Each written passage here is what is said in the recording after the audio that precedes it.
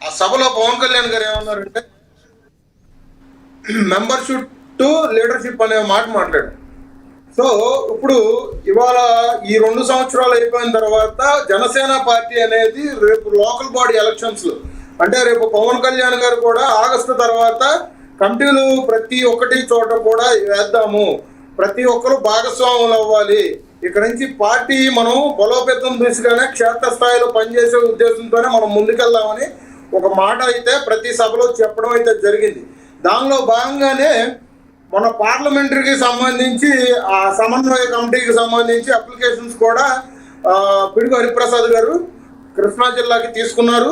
ఆ బాధ్యత తీసుకున్న తర్వాతే ఆ తదుపరి కార్యాచరణగా కైకులూరులో ఈ సభ అయితే పెట్టుకోవడం జరిగింది. సో ఇప్పుడు ఏంటంటే సెప్టెంబర్లో local body elections, municipal elections, MPTC, ZPTC పెట్టాలని ఈసీ నిర్ణయించింది. సో దానికోసం ఏంటంటే ఈ 45 రోజుల పాటు కార్యకర్తలు, ప్రతినిధులు ప్రతి ఒక్కరు కూడా ఇంటింటికి తిరగాలని కూటమి పార్టీ నిర్ణయించుకుంది, 3 పార్టీలు కలిపి. సో దానిలో భాగంగానే దిశ కార్యకర్తల్ని ఉద్దేశించి మాట్లాడడానికి నాదెండ్ల మనోహర్ గారు చేసిన వ్యాఖ్యల్ని ఇవాళ రోజున కొన్ని విషపు బీజాలు నాటే ఉద్యోగంగా సోషల్ మీడియాలో విష ప్రచారాలు చేసే ఉద్దేశంతో మనోహర్ గారిని టార్గెట్ చేస్తూ ప్రతి ఒక్క ఛానల్ కూడా మనోహర్ గారి వైపు చూపిస్తూ ఈ మాట చేస్తున్నారు. సార్ నేను ఒక మాట అడుగుతున్నా, మనోహర్ గారు అనే లాంటి వ్యక్తి పవన్ కళ్యాణ్ గారితో ఉంటే తప్పేంటి? నేను ఒక క్వశ్చన్ వేస్తున్నా. ఎందుకంటే సార్ ఇప్పుడు పవన్ కళ్యాణ్ గారు అనే వ్యక్తి ఎప్పుడు ఒక సైనిక బలం ఉన్న వ్యక్తి, ప్లస్ పోరాటం స్ఫూర్తితో ఉన్న వ్యక్తి, ప్లస్ జన సైనికులు కూడా ఆయన స్ఫూర్తిగా తీసుకొని ఆయన అడుగుజాడల్లో ఇవాళ రోజున కొన్ని లక్షల మంది కూడా కదిలే పరిస్థితి. మరి అటువంటి వ్యక్తి వెనకాల ఒక అపర చాణిక్యుడు, రాజకీయ మేధస్సు ఉన్నటువంటి మనోహర్ గారు ఇవాళ రోజున ఒక జాతీయ పార్టీలో ఉన్నటువంటి వ్యక్తి పార్టీకి ఎటువంటి డౌన్ పొజిషన్లో ఉన్నప్పుడు మనోహర్ గారు ఎటువంటి పరిస్థితుల్లో నిలబడ్డారని ఆలోచించరా? ఇవాళ పవన్ కళ్యాణ్ గారే కొన్ని సభల్లో మనోహర్ గారిని నా సోదరులు అని చెప్పేసి చెప్తున్న మాటలు చూడరా? ఇదేంటో కూటమిలో మధ్యలో చెడగొడదామన్న ఉద్దేశంతోనే ఈ మధ్య కులాలు వేస్తున్నారు, మతాలు వేస్తున్నారు. ఈ పార్టీ కూటమిలన్నీ పార్టీలు 3 పార్టీలు విడిపోతున్నాయి అన్నట్టుగా విషబీజాలు సృష్టిస్తారు. సార్ ఇదే మాట నారా లోకేష్ గారు చెప్పారు.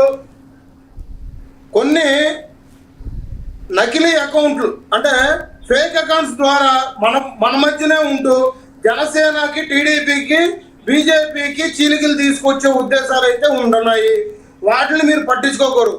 సార్ ఇప్పుడు ఒక మాట చెప్తున్నా, పై స్థాయిలో ఉన్న లోకేష్ గారు, చంద్రబాబు నాయుడు గారు, పవన్ కళ్యాణ్ గారు కానీ, మనోహర్ గారు కానీ వీళ్ళందరిది ఒక మాట మీద ఉన్నారు సార్. వీళ్ళు ఎటువంటి ఎన్ని శక్తులు వచ్చినా కానీ, కుయుక్తులు పండినా కానీ, ఎటువంటి కుట్రలు కుతంత్రాలు చేసినా కానీ ఈ జనసేన, టీడీపీ, బీజేపీ అనేది కూటమి 15 సంవత్సరాలు ఖచ్చితంగా నడిచి తిడుతుంది, కలిసి పనిచేస్తాయి, రాష్ట్ర సంక్షేమం కోసం, అభివృద్ధి కోసం నిలబడతాయి. ఆయన అన్న మాటని ఇవాళ వ్యతిరేకించేసి, ఆయన అన్న తీరుని ఏదో విభేదించేసి పవన్ కళ్యాణ్ గారిని లేదంటే నాదెండ్ల మనోహర్ గారికి మధ్యలో ఏదో వైరం వచ్చినట్టుగా, ఏదో జనసేన నుంచి మనోహర్ గారు దూరం అవుతున్నట్టుగా ఎందుకు సార్ ఈ విషపు రాతలు?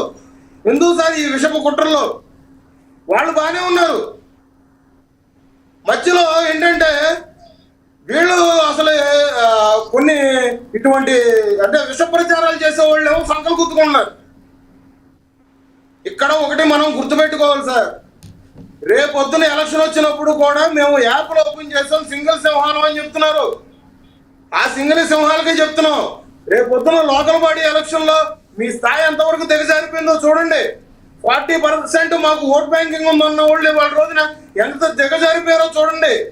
వాళ్ళ బూతుల సంస్కృతి కానీ, వాళ్ళు పార్టీకి సమస్యల మీద నిలబడకుండా ఎటువంటి ప్రజల పక్షాన్ని నిలబడకపోగా ఇవాళ ఇటువంటి కుట్రలు కుతంత్రాలు పన్నబట్టి వాళ్ళ రోజున వాళ్ళ ఓటింగ్ పర్సంటేజ్ ఎంత పడిపోయిందని చూడండి. అది నేను మాట్లాడలేదు సార్. రైట్ లక్ష్మీకాంత్ గారు, ఎస్.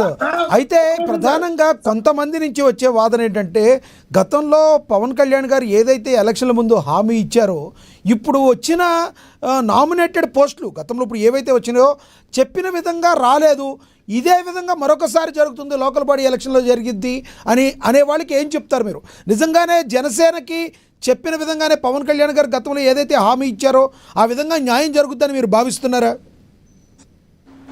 సార్, జనసేనలో జన సైనికులకి ఏమైనా కానీ ఇప్పుడైనా కానీ నామినేషన్ పోస్టుల సంగతి పక్కన పెడితే, ఎందుకంటే ఆ టైంలో నేను పవన్ కళ్యాణ్ గారు కూడా నామినేషన్ పోస్టులు ఇచ్చిన తర్వాత కూడా సభలో చెప్పారు సార్, నేను పట్టించుకోకపోవడం వల్లే, నేను వ్యక్తిగతంగా నేను బిజీగా ఉండడం వల్లే, పార్టీ విషయాలు నేను దృష్టి పెట్టకపోవడం వల్లే చిన్న చిన్న తప్పిదాలు జరిగినాయని ఆయన అన్నారు.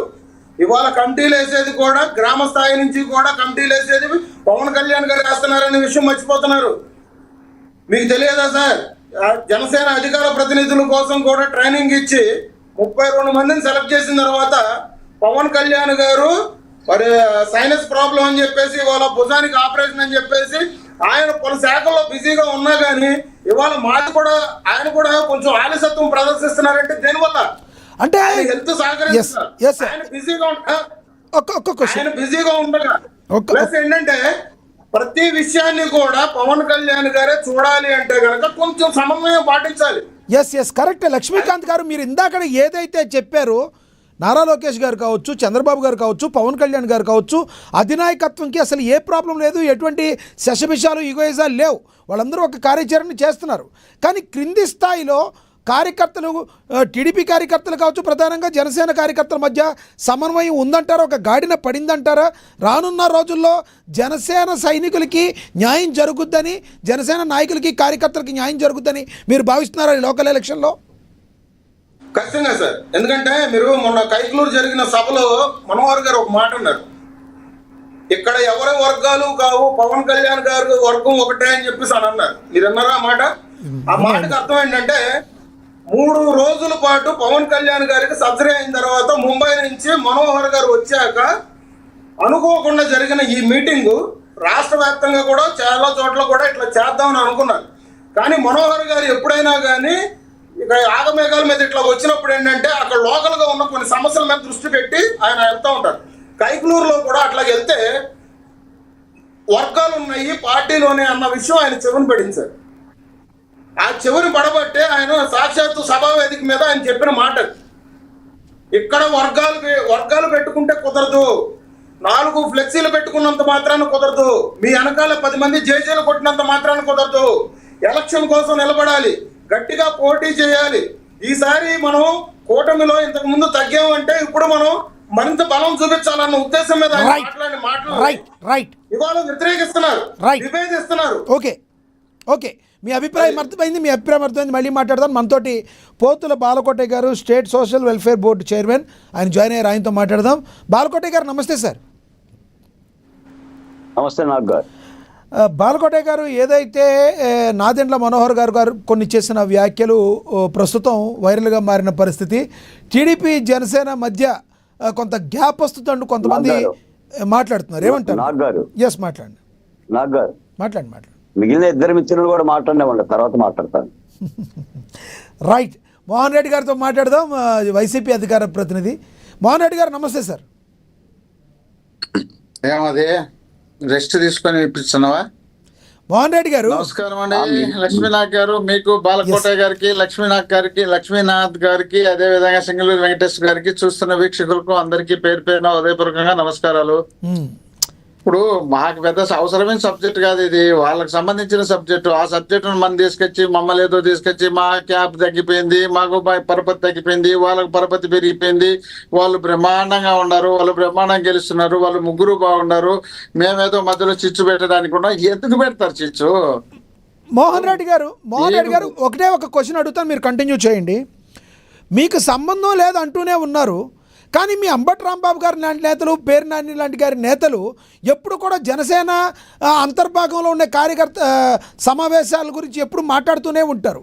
మీకు సంబంధం లేదంటారు, ప్రతిసారి జనసేన పార్టీ గురించి మాట్లాడుతూనే ఉంటారు. ఎందుకు ఇలా జరుగుతుంది? నిజంగానే మీకు సంబంధం లేదన్నట్టు యాక్ట్ చేస్తున్నారా? అది రాజకీయ పార్టీ. మా పార్టీని ఎవరైనా టచ్ చేసినప్పుడు మేము మాట్లాడక తప్పదు. మా